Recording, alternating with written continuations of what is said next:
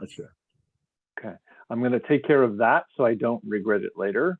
But if you would like to go forward, I would say please do. And I also just have to make sure, since my screen is not cooperating, that I give Dea the ability to share the slides, because my computer is not letting me do that.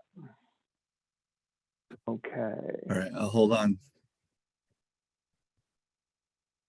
And also, well, when we get to introductions, I will have one brief introduction to make of someone who is working for the RPC this summer.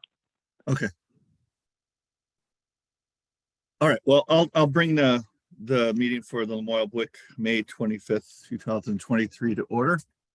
And I'm Peter Danforth, Chair of Lamoille BWQ, and do a round of introductions, please.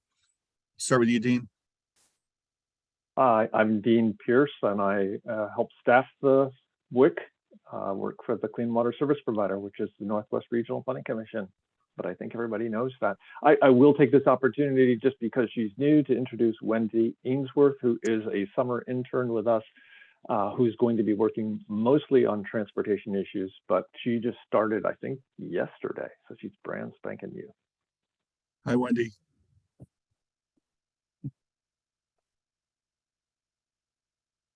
Do you want me to call somebody next, or would you like I'll to go call them out? ahead. Bruce, you're muted.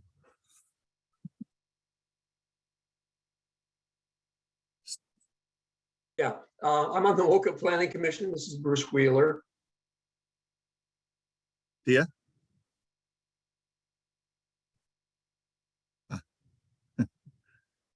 On cue. Oh, sorry, Dea, Quisp staff. I'm sorry, Dea. Jed? Yeah, I'm Jed Pfeffer. I'm representing the stewards of the Greensboro watersheds. Catherine? Catherine Sonic.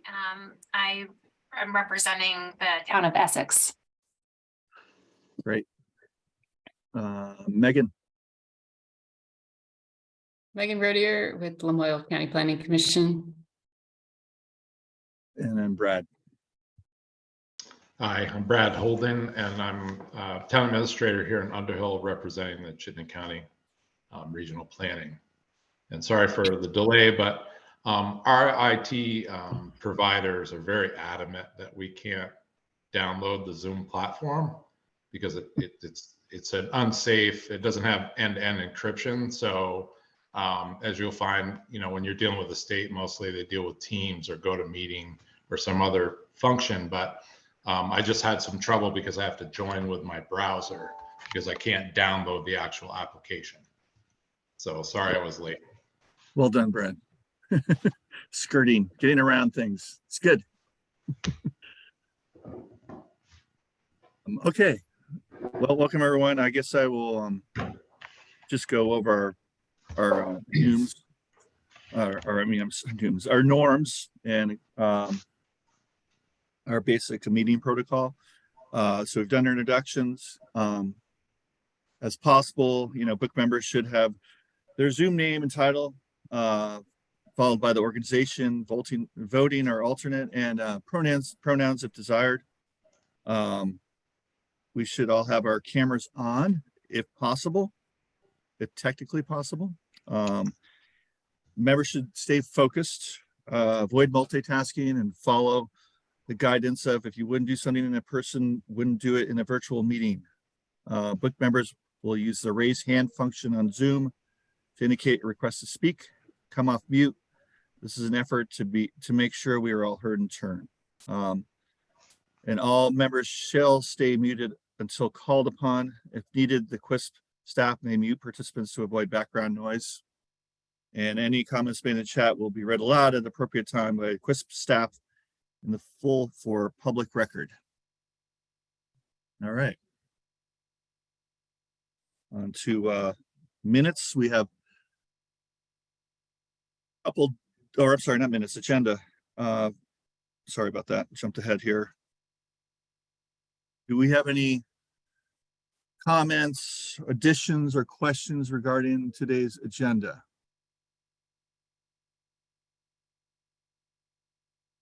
Okay, hearing none, do I hear a motion to approve the agenda for the 23rd?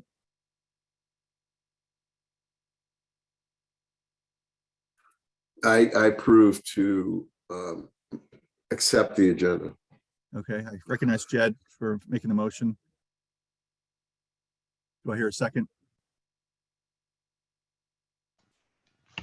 Second. Okay, I recognize Brad Holden for seconding that. All in favor of approving the agenda for May 23rd, say aye. Aye. Aye. I, All opposed, say nay. Okay, the ayes have it. Motion, the agenda is approved for today. On to the minutes. We have 2 days of minutes, I believe. We have our last meeting, official meeting, then we had the meeting to go over the proposals that were submitted. Has everyone had a chance to read, make comments or additions?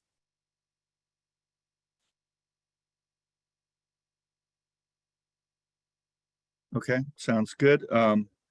Do I hear a motion to approve the minutes from the last 2 meetings for the BWC, Lamoille BWC?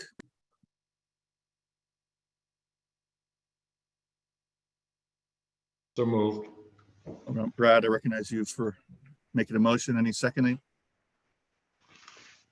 Second. Yeah, I recognize Jed for seconding that. All in favor of approving the last 2 meetings minutes? Say aye. Aye. I, Aye. Aye. Opposed, say nay. Any abstentions? Okay, the ayes have it. The minutes have been approved for the last 2 BWC meetings.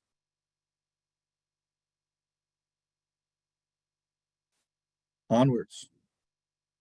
Public comment. Is there anyone from the public who would like to make a comment at this time, not related to any items on the agenda? Peter? Yes. It's not a public comment, but I do want to just make it known. I believe when Megan introduced herself, she didn't indicate that she is the alternate for Richard Goff, but she is. And because Richard's not here, the minutes will show her as representing. So she is counting towards the quorum today. And so on votes, she can vote if we need to count votes. yeah, sorry about that, Dean. Yeah, thanks for Oh, no clarifying worries. that. I should have mentioned that in the introduction. Yeah, Megan, you should have.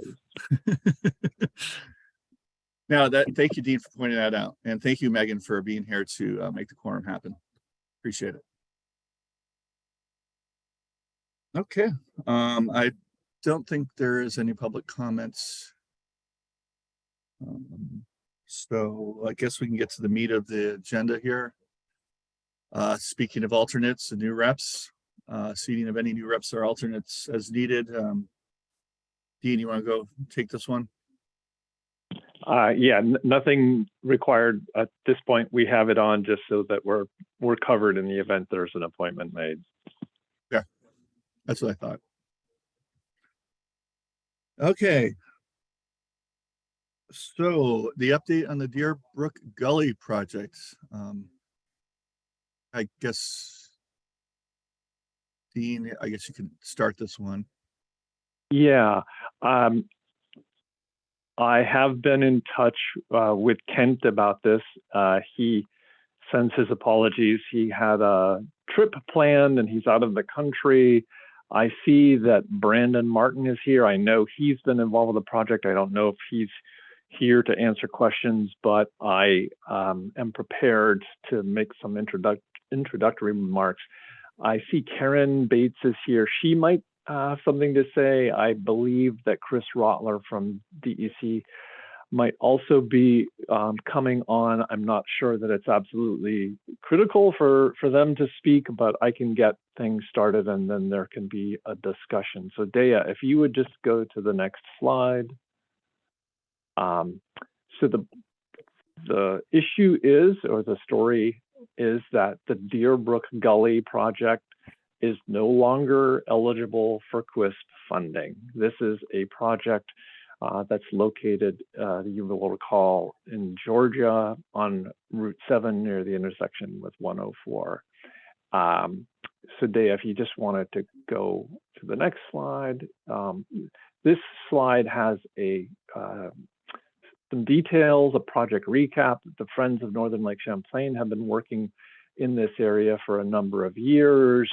They developed designs for a multi-piece project that started last year, but there wasn't enough funding. And so they came to the QUISP seeking additional funding for what I will call stormwater improvements located within the US 7 right-of-way.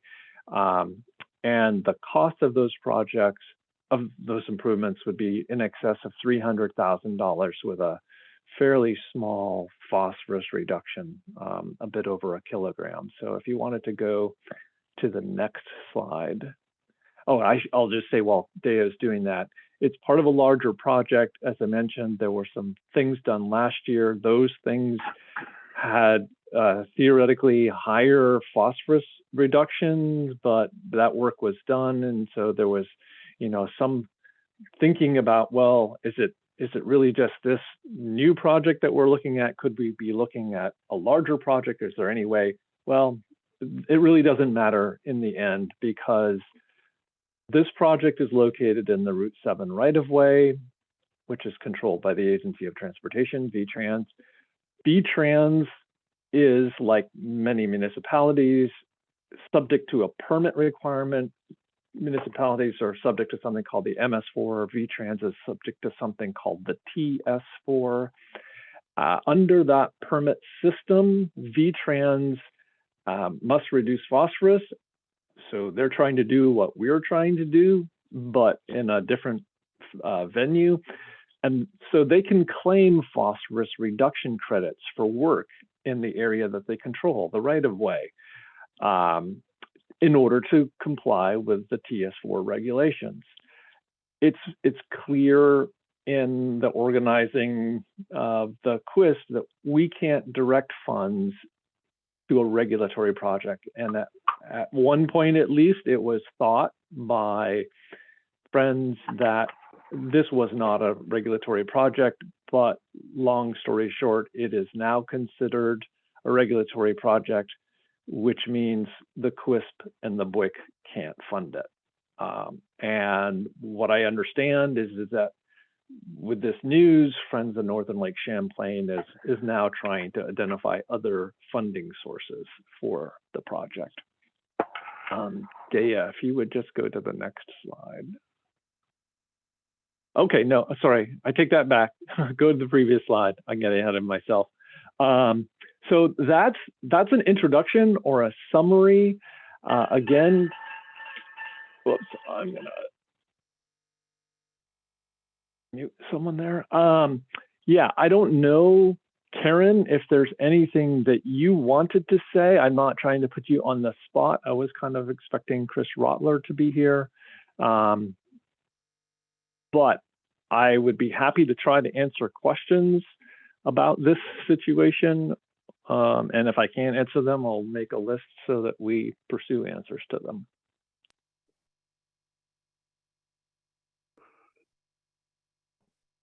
Hi, so I just wanted to add something in. So VTrans wants to be responsible for the project. They also want to do the project. So they would be appreciative of any funds that could be found to support the project. And so that's just one slight difference with, Friends of Northern Lake Champlain is pursuing alternative funding to help VTrans then pay for the project. And so that it becomes a priority because they have funding through another source. Does that all make sense to people? Yeah, I would just say, thanks for that, Karen.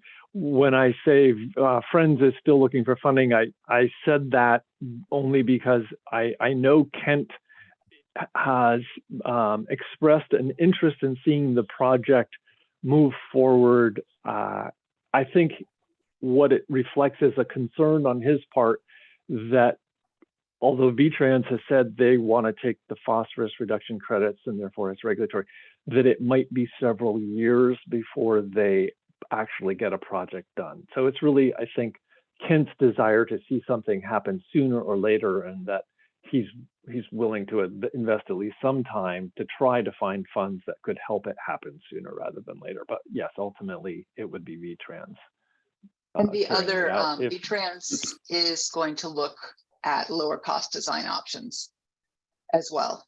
So yeah, so there have been good discussions with VTrans and with Kent and with us, and we all, I think they have, everyone agrees it should be a project that is completed, and so there's continuing discussions, and there'll be another meeting I think this afternoon about it as well.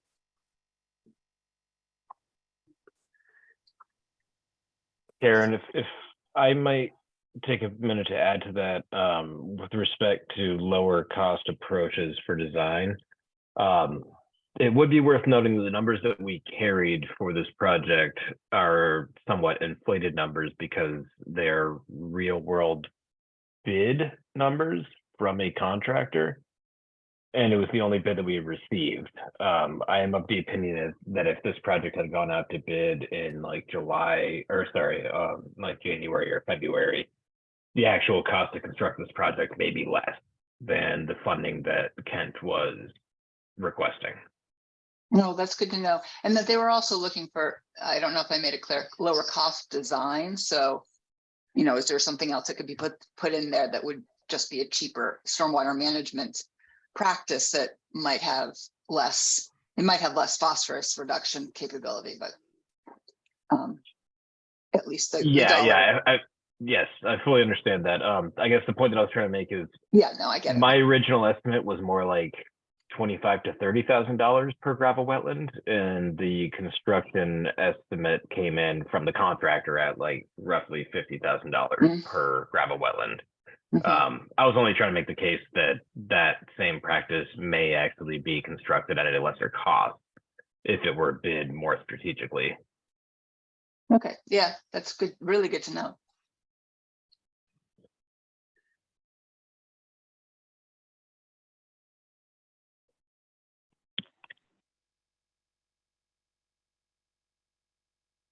I had a question if we're entertaining questions now. So first off, so Karen, are you from DEC? Is that your representation or? Yes, I'm the watershed planner, so. Oh, okay. And then Brandon, you're an engineer for the project or? Yes, an engineer from Stone Environmental. Okay. And then, so just to be clear about the distinction between a, now I've lost my train of thought, sorry. So the regulatory versus non-regulatory projects, I know we went through this like a while back, but the regulatory projects have to come in at the projected P reduction that they determine. Is that or they have an oversight in the state somehow that the non-regulatory projects do not have? So just trying to get that clarity on that. The regulatory projects, any project the QUISP does wants to look at the greatest value achieved for the dollar spent, phosphorus reduction. So that's anything the QUISP will fund. That's their focus. That's a focus of a lot of grant programs, but definitely here. The fact that this is a regulatory project just means that it's a project that QUISP can't fund. And in terms of how we look at costs or calculate proposed costs, it's the same in any way, in any case, regulatory and non-regulatory, and you're always sort of, you're guessing, you're making your best educated guess with resources that you have. And so does that make it clear? Well, like what makes it a regulatory project? I mean, there must be some definition of what a regulatory project is versus a non-regulatory one. Sure. Yeah. No. So the regulatory projects are those that would have to be done because there's a permit required, and the QUISPs understand that, and the what was complicated here was understanding that if the project were done in the right of way, that VTrans would direct that funding or direct the phosphorus reduction towards meeting a regulatory requirement. And the TS4, this federal stormwater permit on all state roads, or state roads, is a little bit different than, let's say, if you went out and had to, get a wastewater permit for a septic system. And that they could potentially decide not to take the phosphorus credit for any stormwater work in their right of way, and then that credit could go to the QUISPs. The QUISPs then could take on that project. So that's where it's a little bit more complicated. But the VTrans now has made that decision. It's clear. Before, we weren't sure that that's what they were going to do all the time. But through this project, VTrans was able to make that official statement to the QUISP, to us, that don't look to do any stormwater management work inside the VTrans right away, because it's their area. They want to be responsible for how the project is put in. They will take the phosphorus credit. However, if we can find funding to help them, they're always appreciative of that. But in this case, the QUISP doesn't want to fund it because they need the phosphorus credit. But Lake Champlain Basin Program might want to fund it. Okay, thank you, Karen.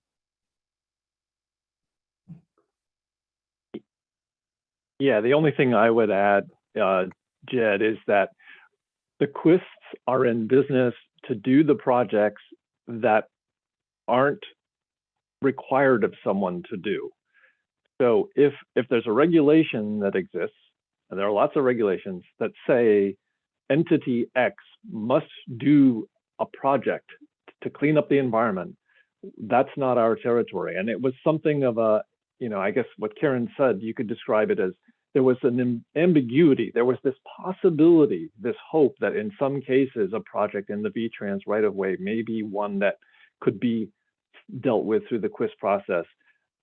But in this case, it's been formally determined or clearly determined that this place is not where we can do that. And so I would say that going forward, we're not likely to invest time. We're looking under all kinds of stones for opportunities, but in the future, we will not likely spend much time at all looking at this type of project in this location, because it's just too likely that VTrans will end up making it a regulatory project, and we have other places to look, and that's what we will do.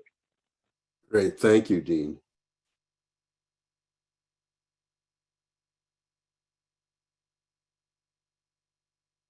And if there are no other questions, then perhaps we can. I will say that Dick Goff has joined the meeting, so that means that he is now the rep, and so Megan is standing down. She is not the person whose vote we are counting at this point. It would be Dick's.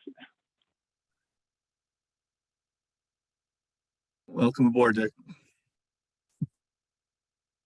I would just make one more comment just to Jed that yes, we're looking for non-regulated projects or non-regulatory projects. However, you may run into a situation where the project will require a number of permits, but that's not permits that were needed to be there initially.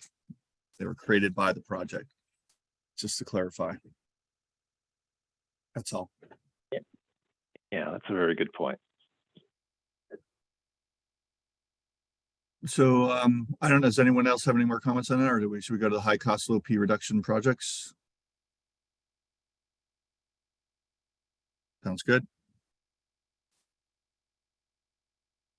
In the context of what's happened with Deer Brook Gully, it seems like a good time to talk about this issue, which we've talked about in some ways before, but I think putting a brighter focus on it is something that the QUISP and the BWQ need to do. Whoops, let's see if they Resharing, just 1 second, sorry. Oh, no, not an issue. And so as she is doing that, we've talked a lot about how the mission of the QUISP is to pursue phosphorus reduction in a cost-effective way. We get funding from DEC that is based on a certain amount of money for every kilogram of phosphorus reduced.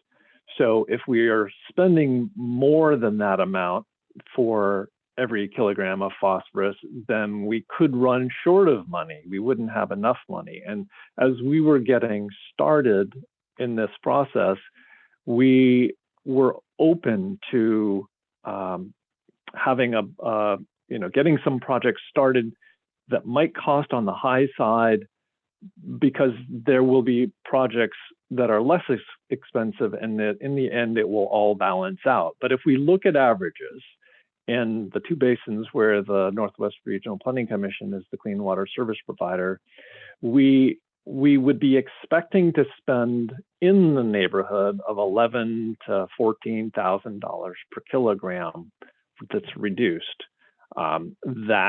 That's achieved by looking at the total amount of money that we get for design and implementation projects and doing the arithmetic on the targets.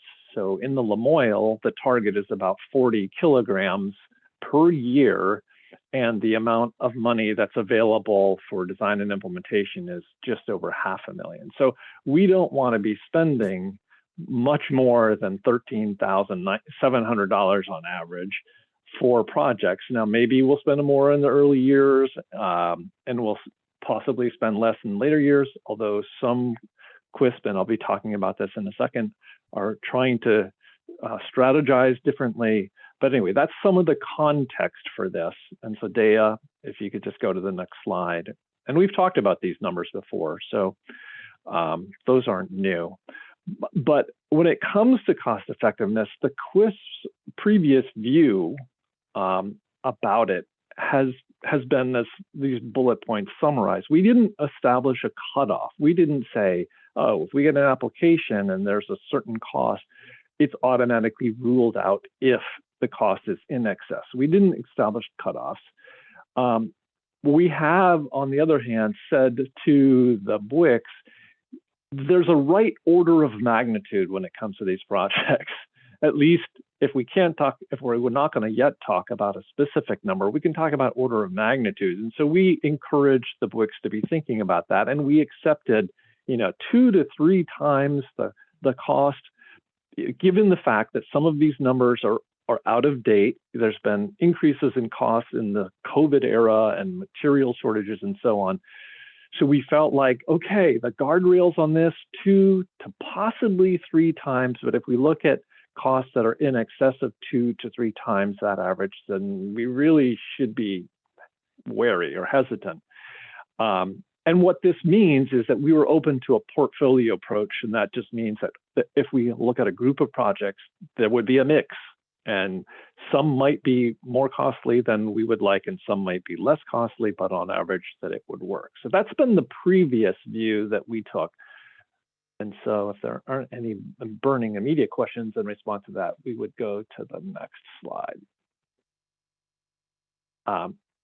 We have, because of this focus on cost effectiveness, we've been beating the drum of dollars per kilogram. We've also talked about, what's the amount of phosphorus reduction because if a project might reduce a lot of phosphorus, it might still be costly, but if we're talking about a big project that can do a lot, it's worth having a conversation. So we do also talk about the absolute amount as well. So we have focused on those, and Dea, if you would just go to the next slide. We want people to be thinking a little bit differently, or maybe, depending on your view, a lot differently. We're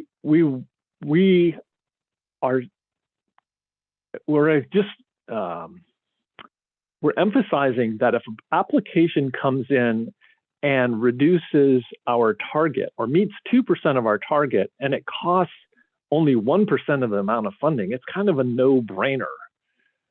But if it meets a certain amount, like 7%, but it's going to consume 18% of the budget, that's something else.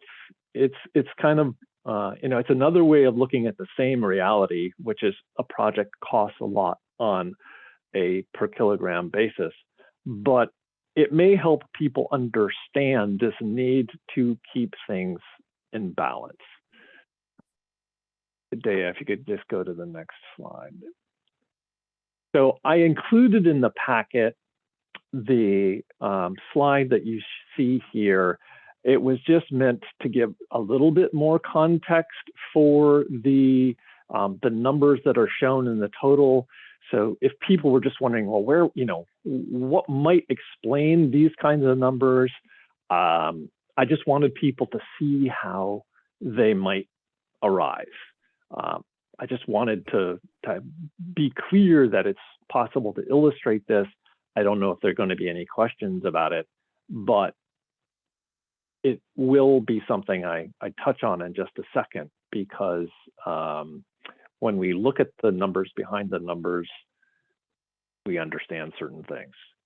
So if there aren't any questions, then I wanted to talk about the implications. This is something that the cover memo mentions. We think are implications of what's happened with the Deer Brook Gully Project, and with just the fact that if we were to spend a lot of money on projects that aren't reducing a lot of phosphorus, we're going to be in a bind. And so we are seeing the need to draw a brighter line between what's acceptable as in terms of cost effectiveness and what is not. And so I think that's something that the BWQ should have a conversation about. We also want to emphasize that it's going to be important to keep in mind where the dollars are coming from for a project. One of the attractions of the clean water service provider dollars is that they don't require a match.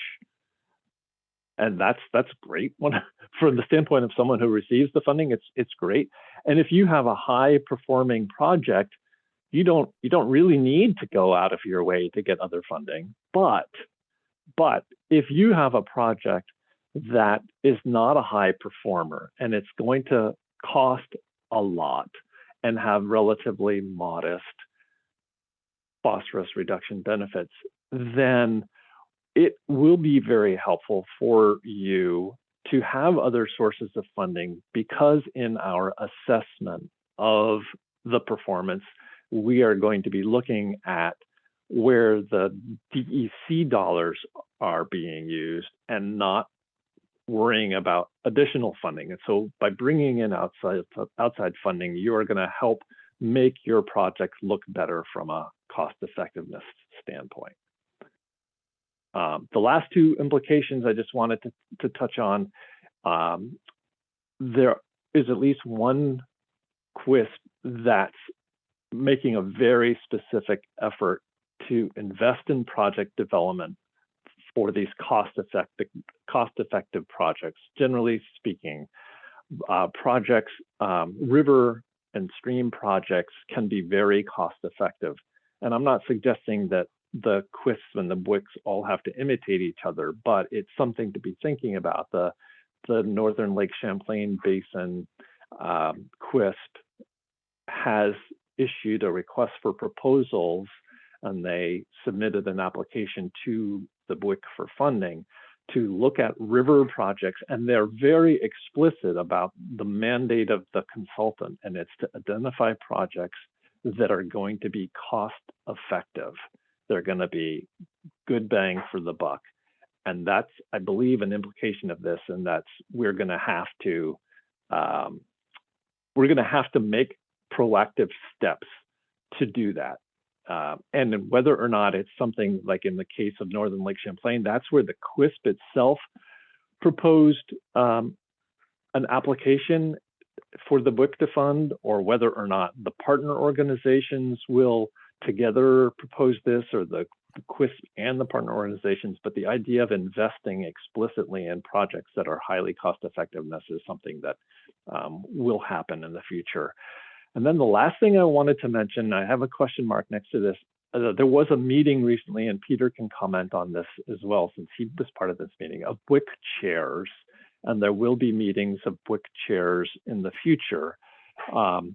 But we heard from one of the QUISPs and BWQs that they'd spent what they thought was an inordinately long amount of time discussing projects. And I believe what they're saying is they came to the conclusion that they wanted a recommendation from the QUISP staff when it comes to whether or not a project should be funded. So I'm posing this as a question. It's a possible implication. Is there a place for the QUISP staff to make a recommendation during the project prioritization? In our first go at this, we didn't do that. We simply prioritized the projects and we presented them to the BWQs, but it's something that the BWQ may want to think about. Is it important going forward for an application to have any kind of staff recommendation that goes along with it? And I think that's the last slide for this, Taya. If you could just, yeah, that's the last slide for this. And so I would be happy to answer questions or just hear a discussion about some of the issues that were raised so that we can build on them. So Dean, investing in project development of cost-effective projects. I mean, is this investing in, design projects in the idea that, whoever is going to be responsible for a particular project would put a lot of effort into thinking through the project so that it may become more cost effective prior to the actual project implementation? Is that the idea there or not? I think of it a couple of ways. One is it's a mindset. It's saying, we're going to put dollars in places where we have a higher likelihood of getting projects that won't cost a lot of money, that will reduce phosphorus without costing a lot of money. That's just like an abstraction. But to make it less abstract, there are certain types of projects that cost more than others. And so the second angle on this is we could end up steering clear of certain projects. We receive funding with the idea that we could be doing some portion of stormwater projects and some portion of forestry projects and some portion of stream projects. But one implication of stormwater projects is that they will use up dollars. So we made, as a QUISP and a BWQ, decide that we're going to solicit much more or put more effort into soliciting all the other kinds aside from stormwater.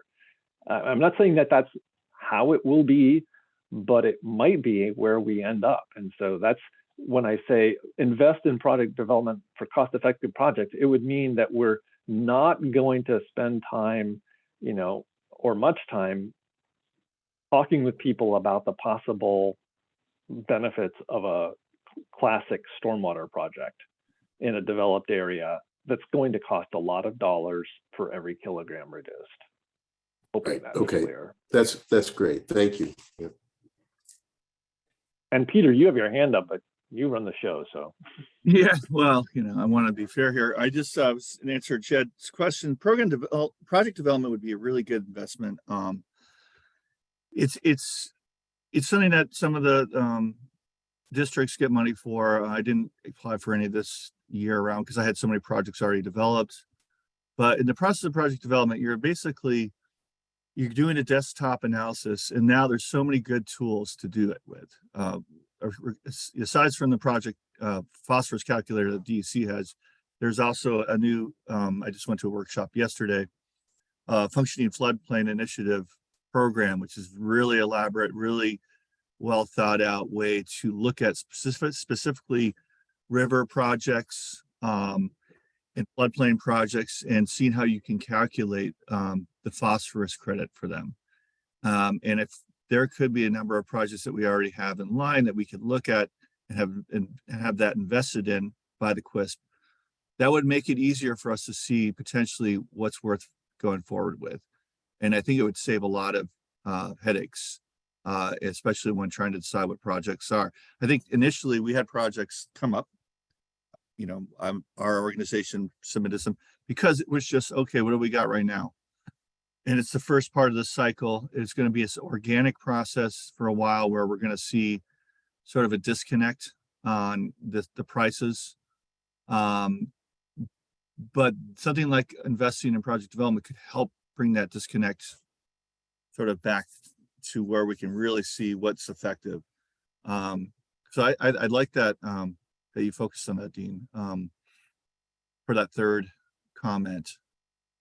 And also in the project development phase, you're looking at feasibility, right? So in that process, you'll already know whether or not the landowners are on board, if the community's on board, which is really important because otherwise it won't matter ultimately. So, you propose a project, say, and then you find out later on that, it turns into a battle and there's no support for it, then you've wasted money on a preliminary design, et cetera, et cetera.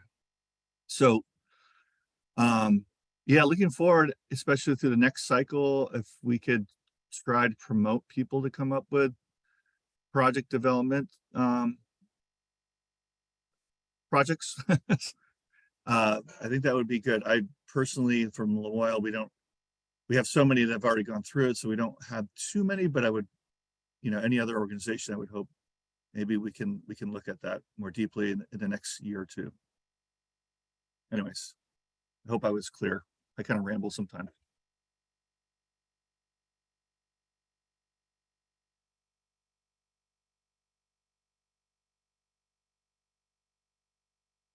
Dick?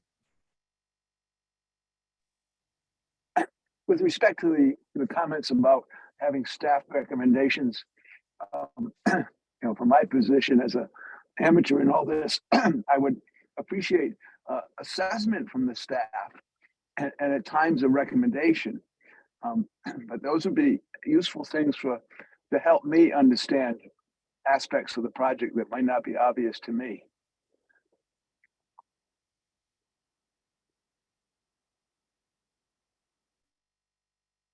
I would agree. That's helpful, Dick. Yeah, I just wanted to say I'm not angling to be making recommendations. We haven't made them so far, but if the WIC would find them helpful, and at least in the Addison case, it sounds like they do, that can be something that we do.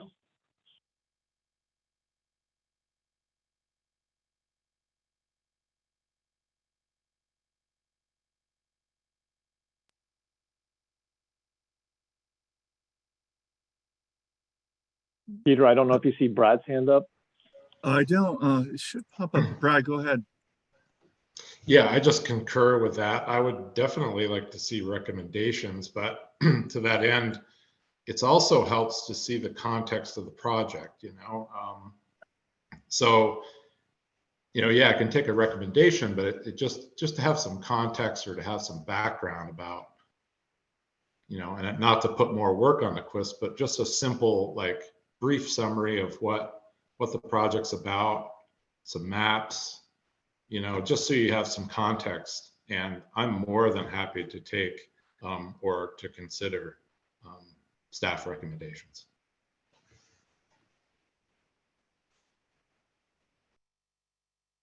Thanks, Pat. Just to be clear, I think recommendations, it would be recommendations on projects that are submitted to the QUISP. So the QUISP would have all that material submitted to them, and then they would make a recommendation as to what they think that project, what the worth of that project is in terms of phosphorus reduction, and try to relay it back, give feedback to the organization that's presenting it in a more direct way, correct? Well, I mean, I guess this needs to be explored. I have in mind when we're in a situation like this one, it's a recommendation. Do you approve it for funding or no?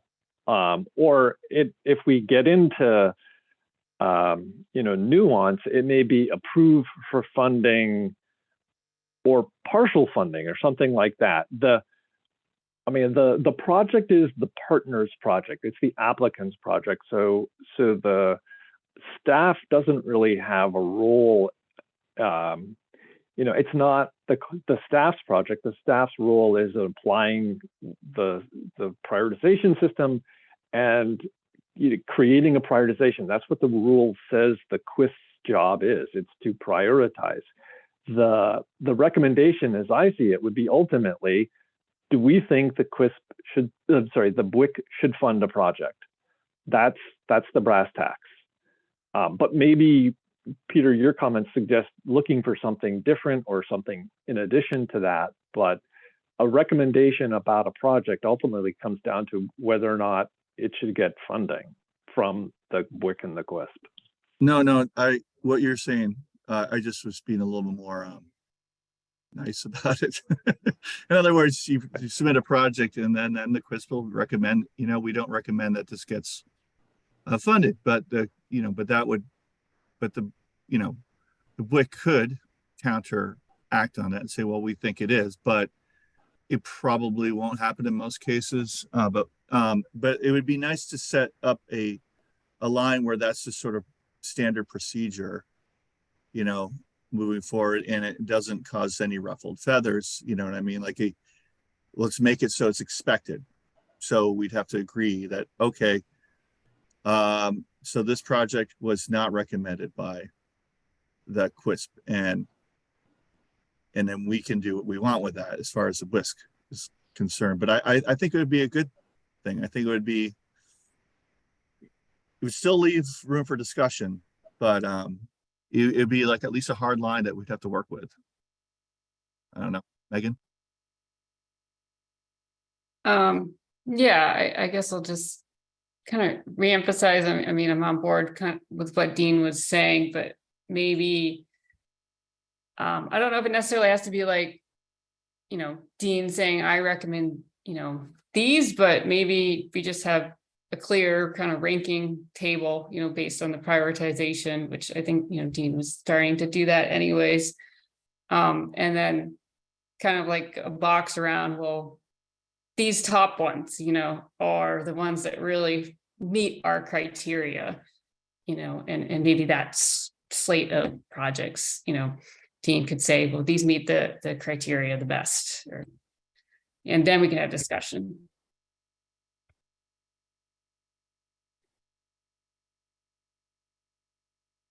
Thanks, Megan. Jed?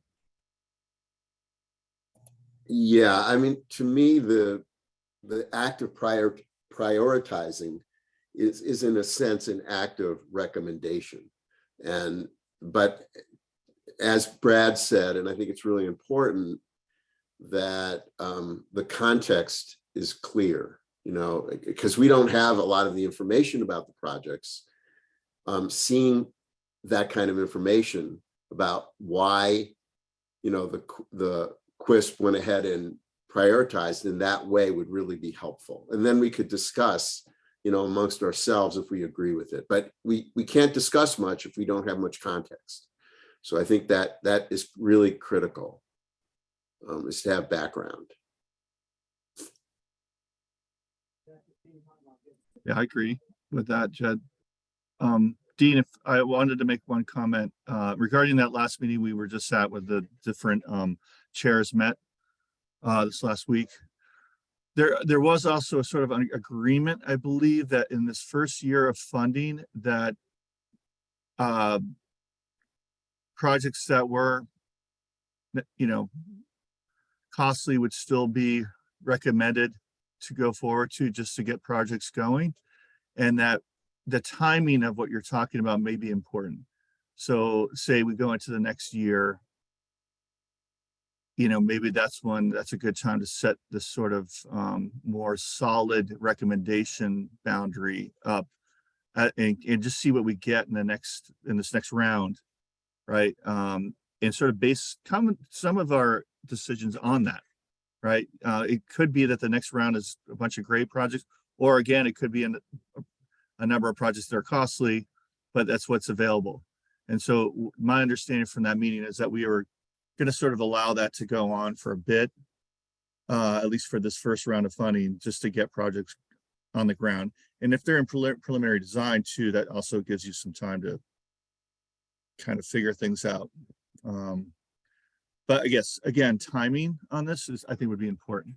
Timing on making some sort of more agreement on a boundary line or phosphorus credits.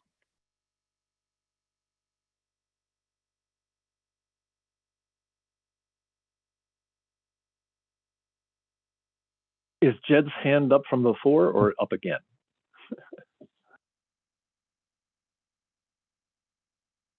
I think it's from before. You're muted, Jed.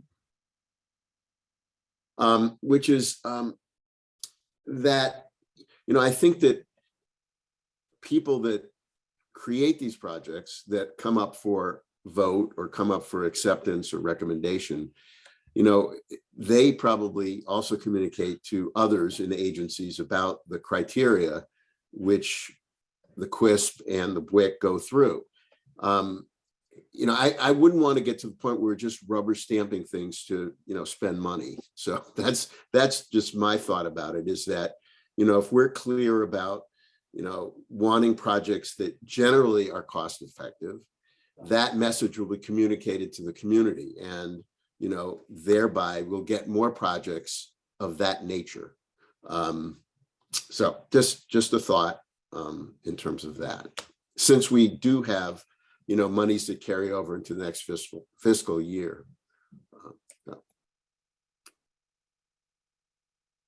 That's a good, valid point.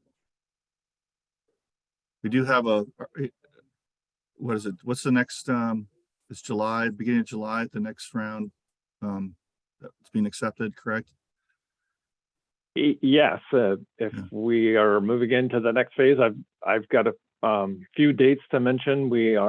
We have made another call for applications, and it's with the goal of having projects received and processed in time for the council to consider them at the July meeting. I think whatever submitted is going to be very informative based around this discussion. It could help us move forward. Because I don't think we're going to necessarily agree on anything, or maybe it's actionable, but I don't think it's an actionable thing today to consider these. And we're not going to meet again until July, correct? Or yeah, there's no, Yeah. well, unless you call a special meeting, and that might be a challenge, but yes, the next meeting, you will have an annual meeting, you will deal with electing chair and vice chair. And because we've understood that the councils would like to have applications processed regularly, we're trying to do that, and it's going to be roughly quarterly. And so that's what we're doing, is getting things teed up so that you could consider them in July. I will just say that there are some BWQs that are meeting more regularly, and they're doing things that really demand that they meet more regularly. So, for example, the Northern Lake Champlain has a pre-application process and presentations, and it just means that there's a lot more meeting. We haven't seen the BWC meeting. You're meeting every other month. We haven't seen the meetings going back to monthly, but if that's what people want because it's necessary to do all the things that you want to do, then I guess we can look at going back to that model. But next meeting is in 2 months. It's the annual meeting, and unless you schedule a special meeting, you will receive a prioritized list of the projects that will be submitted by July 7th, I believe it is.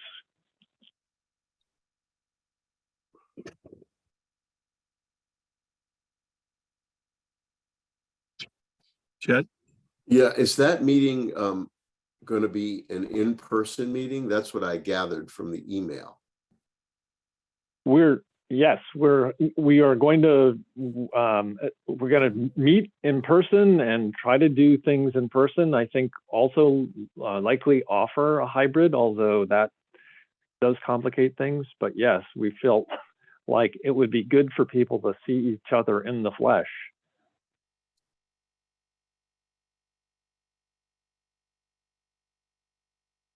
Sounds good.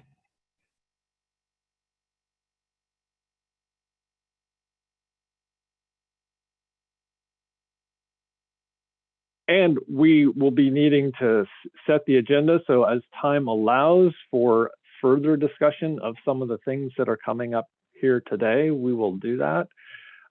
It could mean that's a big agenda. I think today's agenda may be a little bit shorter than some, but I think it's been a good starting point for some of these things.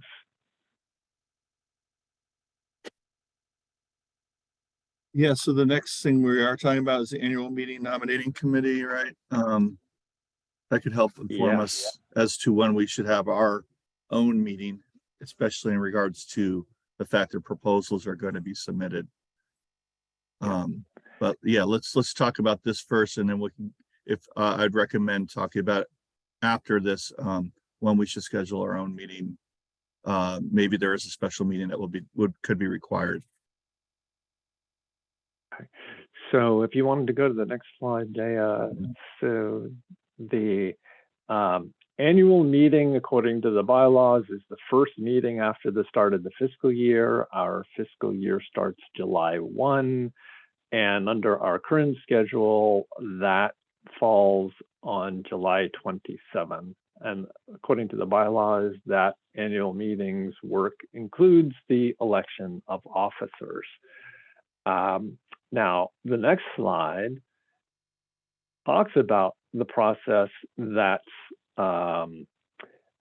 involved with the nominating committee. So the bylaws say that there will be a nominating committee created by the chair at the meeting prior to the annual meeting, unless the BWC says, nominating committee this year, no, we don't think that's necessary. So some action is required today. It's either going to be that the BWC says, no, let's pass on doing a nominating committee. And then it will just be everything is from the floor on the annual meeting date. And that's just how it goes. But in the Missisquoi Basin, just as an example, they decided they'll go ahead, they'll say there will be a nominating committee because they just felt like it was a good thing to try out, and maybe next year they won't, but they did decide to do it. And so that's the question for the BWC today is, do you want to just have everything happen from the floor? Because if that's what the body wants, then the body will need to say, Chair, you don't need to create a nominating committee. But if you don't do that, then Peter, as chair, you need to say, I'm going to create a nominating committee and I would like to choose person X, Y, Z, or something like that, because that's supposed to happen. Okay. Well, I'd like to maybe discuss what this means a little bit more and the pros and cons of whether or not it's from the floor or nominating committee. So can we have a little discussion on that if anyone would like to I mean, I feel like I need to personally understand it more clearly myself. What difference that could mean. And, we're not a very large body, so I don't know if a nominating committee is really what we need, but maybe someone could convince me otherwise. If I may, Peter, one of the questions that I would ask well, if you have an intention to remain as chair, that may be something you would want people to know. And if people are happy, they can say they're happy, and that may signal to everyone that, going through all the process of creating a nominating committee, it seems like a lot of work for something.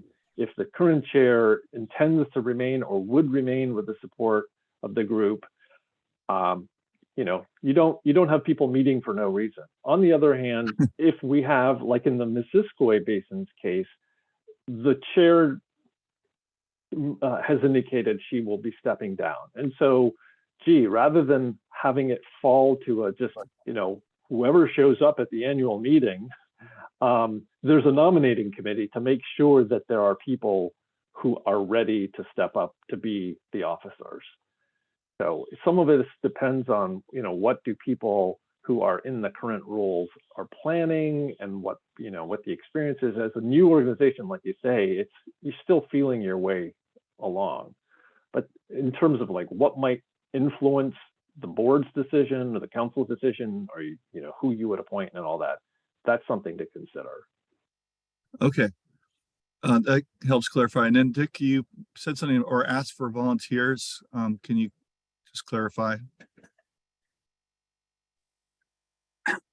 If there are nobody willing to volunteer to be on the nominating committee, then the answer is, we'll do it from the floor. There you go. Sound.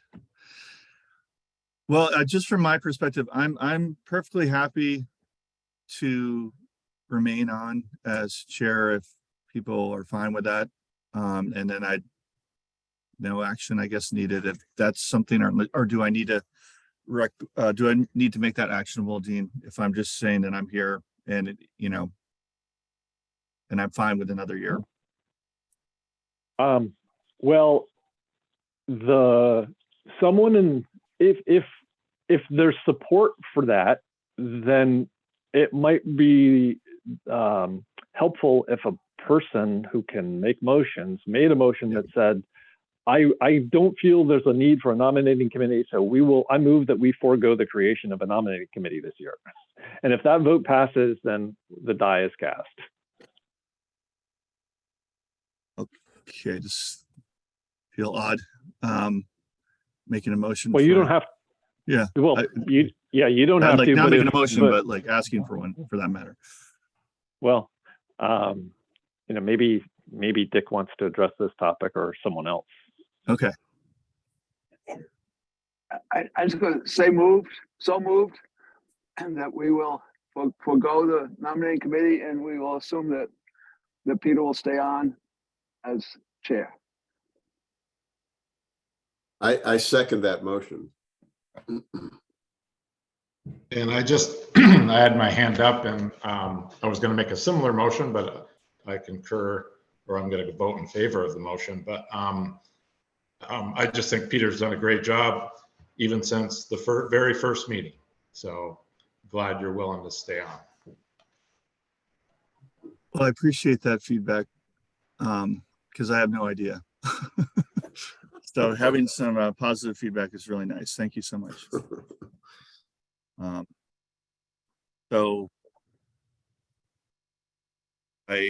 Okay, so for those motions, I am all in favor. Say aye. Aye. Aye. Aye. All opposed, say nay. Any abstentions? Okay, the ayes have it. Thank you very much.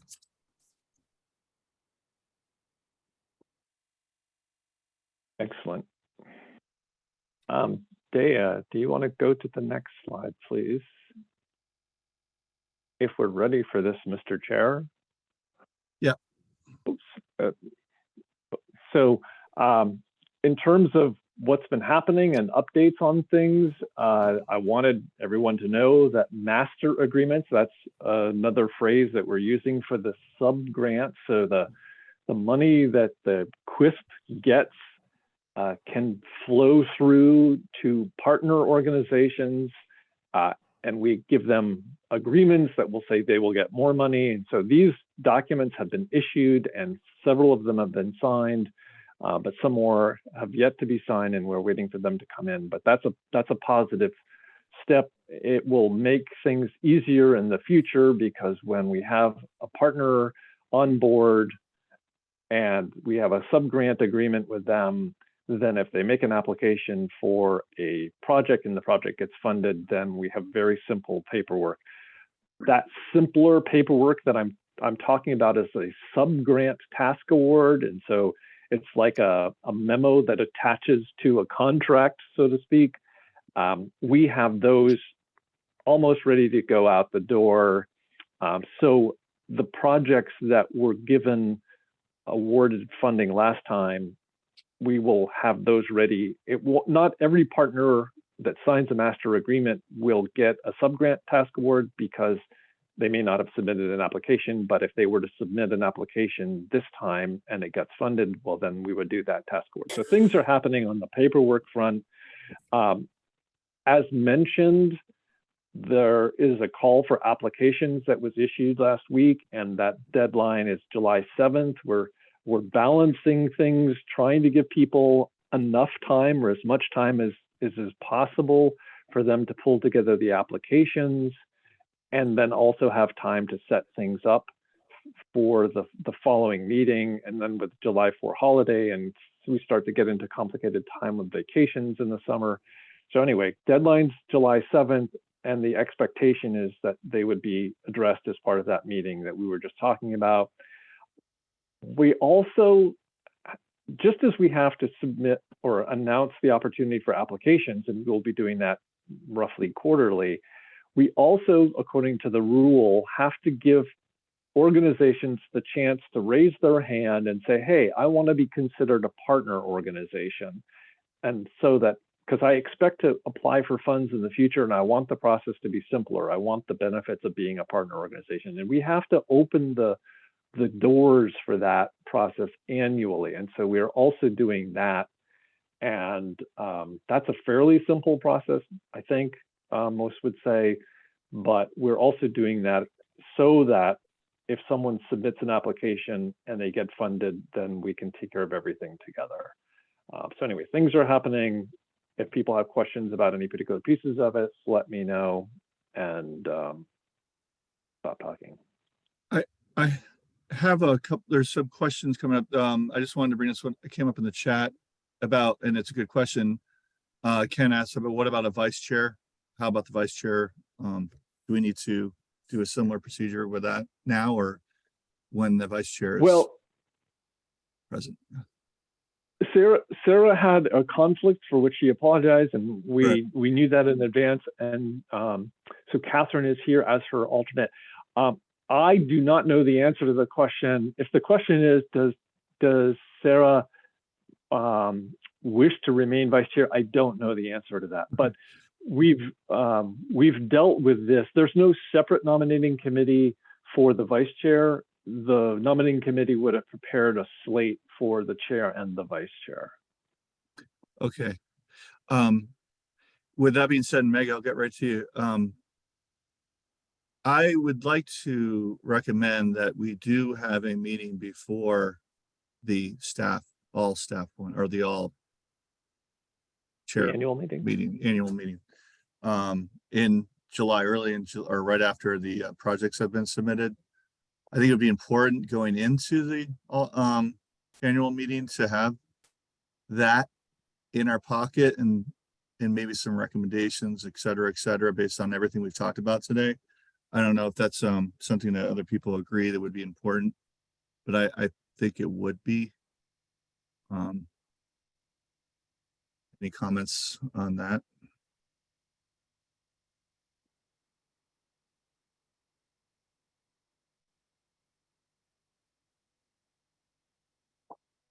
Good. Yeah, so I think that does sound prudent, to have a meeting prior to the annual meeting. I am gonna have a little bit of difficulty getting to that annual meeting because of another commitment. So I was wondering if there was any chance of having the annual meeting rather on a different date in July. I mean, I can get to it. It's just, it would be better if it was a different date. So anyway, that's all I had to say. Thanks, Jed.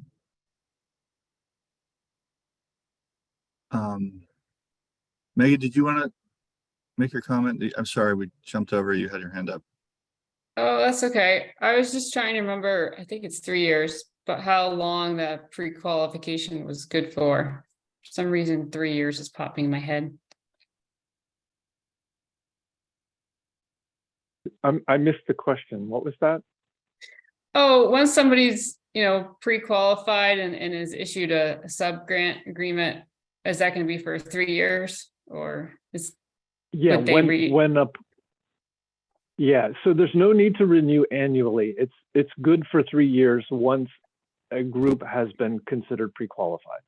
Okay, that's what I thought. Just wanted to confirm. Thanks, team. Dean, the master agreements have been issued. Should I have seen something that I missed?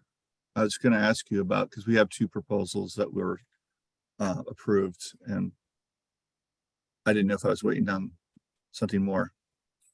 I believe you have signed, if I'm not mistaken. I don't have those things right in front of me, but Okay. no, I don't think you've ignored anything, but you would be expecting to see something more very soon.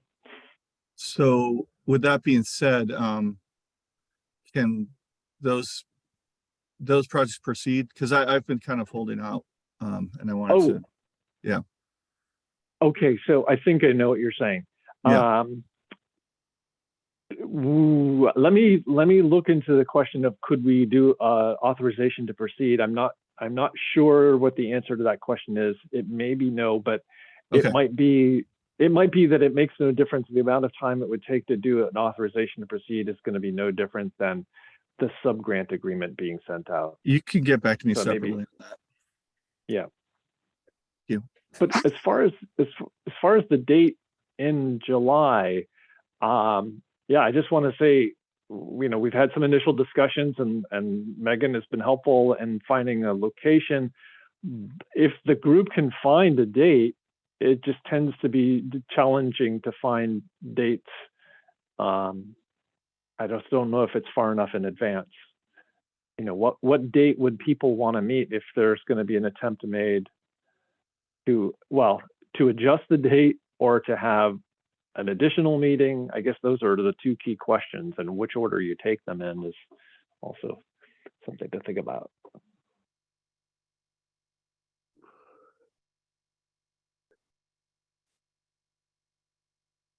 Well, for right now, for me personally, July Fridays are the best days in general. Makes sense.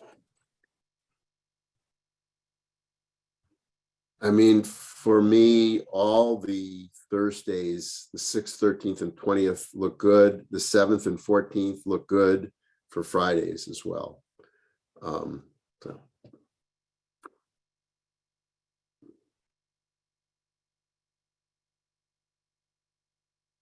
Dean, could you send out a doodle poll or something? Because I think for a lot of us, it's just going to vary week to week. Yeah, I can. I will do that. I will do that. It would be great if there was if people with a little bit of discussion could find the magic date. But I would be happy to send out a poll. It just takes a little bit of time, and it seems like I will Thursdays do a and poll. Fridays might be limit our better. choices. Monday through Yeah. Wednesdays are tough. Lots of meetings. Yeah. Yeah, and I would say, and for me, I'm looking at Thursdays. Thursdays are a day that also have conflicts. Mm. So, but I will send out a poll, and I will have it focus on Thursdays and Fridays in July. We would ask people, first of all, to say, when could you meet separately for the annual meeting? Peter, are you, I mean, I have that on my calendar. I'm fine with it, but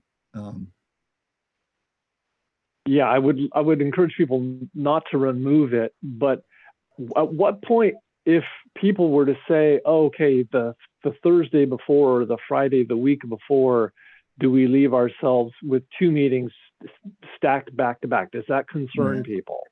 Yeah, I mean, one thought is that, if we had a slightly a longer meeting, in-person meeting on one of either one of the Thursdays or one of the Fridays in July, I mean, personally, and it was earlier than the 27th, in some ways, I think we would be hitting one bird or 2 birds with 1 stone.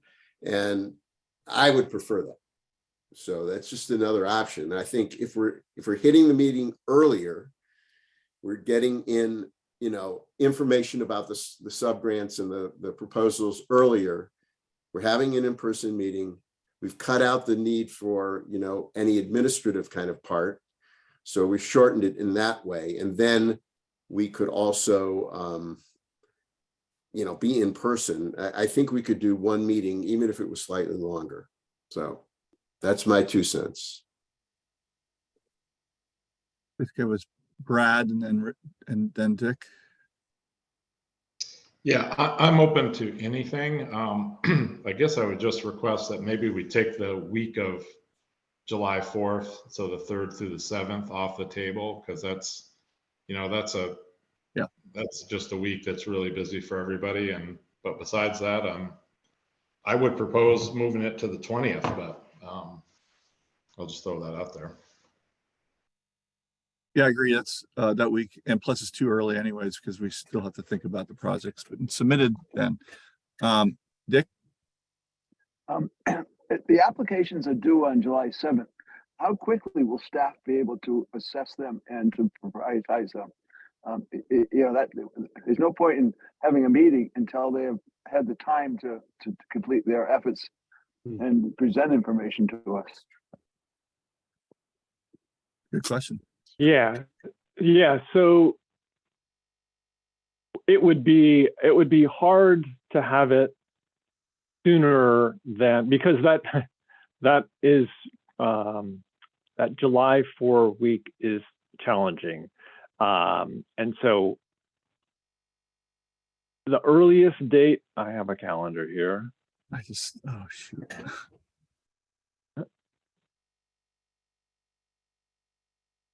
I went down a rabbit hole with this. I would, I would say the bare minimum, would be the 14th. If the deadline is the 7th and we're kind of locked in, we are locked in with that because it's announced. Yeah, the 14th would be like screaming. And I would much prefer something like the 20th or 21st. And so if we're looking at changing the date from the 27th to something, it's really looking at that week of the 24th from a preparing the application standpoint. So let me respond a little bit. I think the key things that we do at the annual meeting is elect chair and vice chair. Those are, in my opinion, 5-minute jobs. We can easily deal with them as part of a meeting. I think the concept of getting together and seeing people face to face is a great one. I look forward to doing that. But and I appreciate the fact that maybe the 27th itself might not be a great day, but around that time, it just makes sense to have a single meeting. I'm sorry, Peter. No, Dick, like, I'm totally backtracking and completely agreeing with you 100% now. Just looking at how short a time period that actually is. I don't know what I was thinking, actually. So I agree with you. I think we could just make that meeting more substantial and we get everything we need to get done. And I don't disagree that maybe we should adjust the date from the 27th and having the possibility of everybody, submitting when they're available might resolve that. But, I think we should shoot for about that time frame. Okay, so I'm hearing a single meeting. I will do a poll. And because Thursdays and Fridays were the strong dates, I'm suspecting maybe the 28th. But I'll confirm that with the doodle unless everybody was to say right now, yeah, the 28th works. Good for me. Yeah, I can't do the 28th. Okay. Would it be even stretching it into the very first week of August? Then it gives you more time to look at the applications.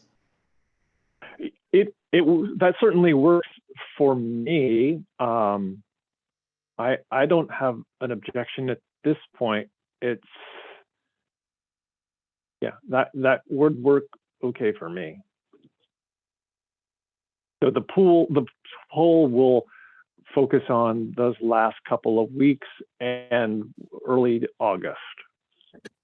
That sounds good. Yeah. Okay. Leave it at that. I'm sorry to take up time with that. I don't know what I was thinking about as far as having it earlier.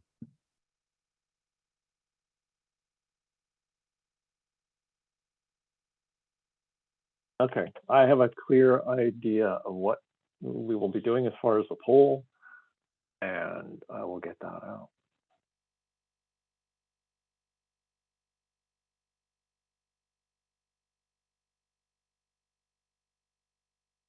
That was it for updates and conclusions. So I guess conclusion is up to you. Well, is there any more comments or additions to what we've been discussing today? Any last minute? I'll give people 10, 15 seconds to think about it.